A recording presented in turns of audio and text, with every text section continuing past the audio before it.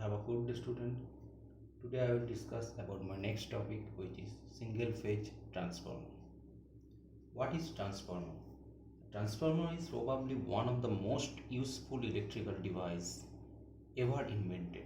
It can change the magnitude of alternating voltage or current from one value to another. Okay. Now, briefly, if we discuss briefly about this, a transformer is a static piece of equipment used either for raising or lowering the voltage of an AC supply with a corresponding decrease or increase in current. It is essentially consists of two winding, primary winding, secondary winding, wound on a common laminated magnetic core. The winding connected to the AC source is called primary winding, and the one connected to the load is called secondary winding. The alternating voltage V1, whose magnitude is to be changed, is applied to the primary. Depending upon the number of turns of the primary, which is N1, and secondary, which is N2, and alternating EMF E2 is induced in the secondary. The induced EMF E2 in the secondary cause a secondary current I2. Consequently, terminal voltage V2 will appear across the load. If V2 is greater than V1, then the transformer is step-up transformer. If V2 is less than V1, then the transformer is step-down transformer. Now the working principle. When an alternating voltage V1 is applied to the primary, an alternating flux is set up in the core. This is the flux phi, which is set up in the core. The alternating flux link both the winding and induce EMF E1 and E2. The alternating flux links both the winding, primary winding, secondary winding, and induce EMF E1 and E2. Okay. Then according to Faraday's laws of electromagnetic induction, the EMF E1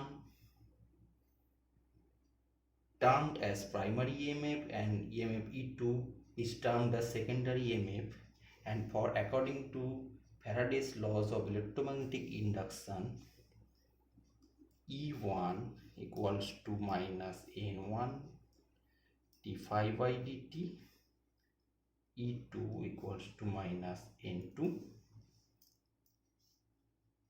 d phi by dt. Now, why this EMF induced E1 and E2? This E1 EMF induced because of self-inductance. What is self-inductance? When a current flowing through a coil changes the magnetic flux linked with the coil itself, due to which an induced EMF is generated in the same coil, is called self-inductance. And this E2 is produced because of mutual inductance. What is mutual inductance? When a current flowing through the primary changes the magnetic flux link with the secondary changes, due to which an induced EMF E2 is generated in the secondary coil. This is called mutual inductance. Now for self-inductance, this one E1 is produced, and mutual inductance, this E2 is produced. Because of what law? Faraday's laws of electromagnetic induction. Now what is the Faraday's laws of electromagnetic induction?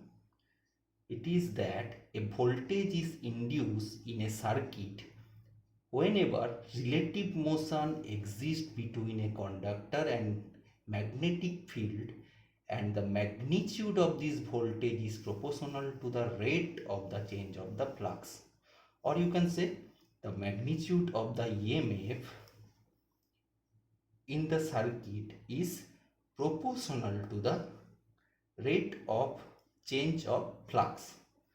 the magnitude of the EMF in the flux,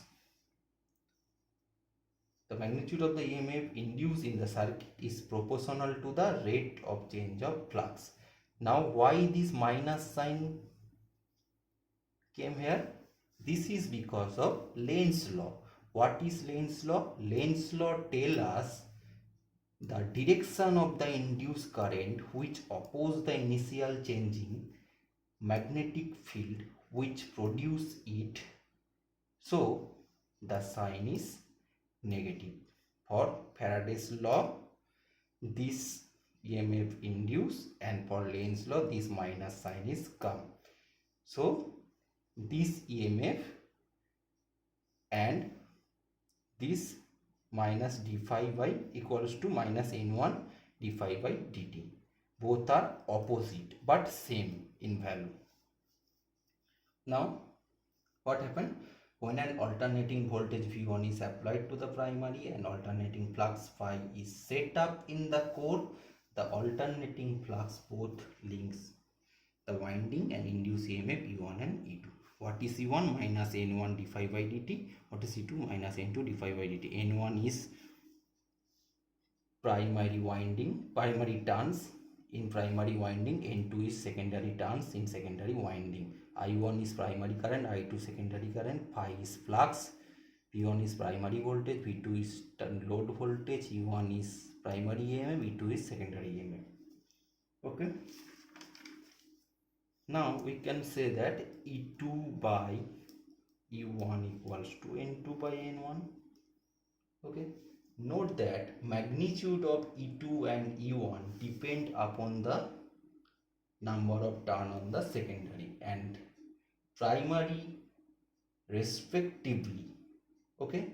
If N2 is greater than N1, then E2 is greater than E1, and also V2 is greater than V1, and we get the step up transformer. On the other hand, if N2 is less than N1, then E2 is less than E1 and V2 is less than V1, and we get up the step down transformer.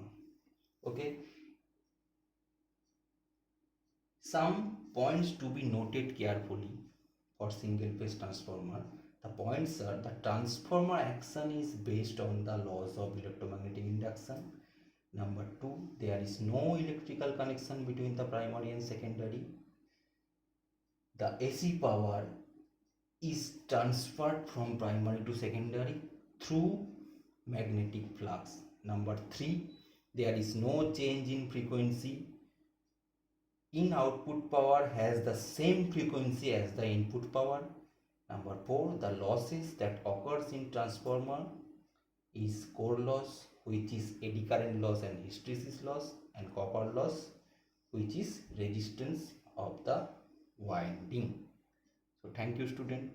For any query you can contact with me or you can comment in comment box. Thank you.